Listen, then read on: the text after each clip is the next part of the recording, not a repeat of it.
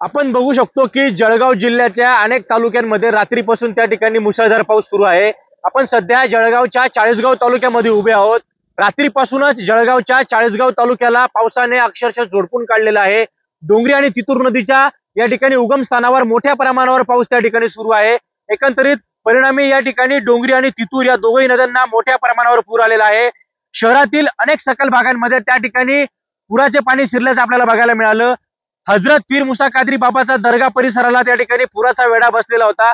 रात्रीपासूनच या ठिकाणी प्रशासन जे आहे ते अलर्ट मोडवर आहे आणि या ठिकाणी नागरिकांना सायरन वाजवून सतर्क केले जात आहे। सध्या आपण बघू शकतो की या ठिकाणी डोंगरी आणि तितूर नदी जी आहे ती या ठिकाणी दुथडी वाहत आहे आणि कुठेतरी आता या ठिकाणी आपण जर बघितलं तर वारंवार प्रशासनाकडून नागरिकांना जो आहे सतर्कतेचा इशारा देण्यात आलेला आहे। आणि एकंदरीत रात्री झालेल्या मुसळधार पावसामुळे शेतकऱ्यांच्या हातातोंडाशी आलेला घास देखील हिरावला जाण्याची त्या ठिकाणी शक्यता वर्तवली जात आहे।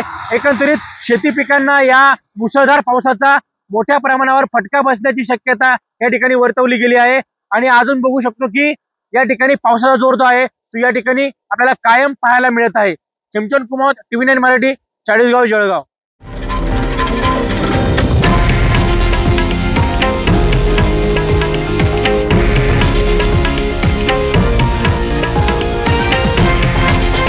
हे आहे देशातील नंबर 1 न्यूज नेटवर्क आणि आपण पाहत आहात TV9 मराठी, एकमेव।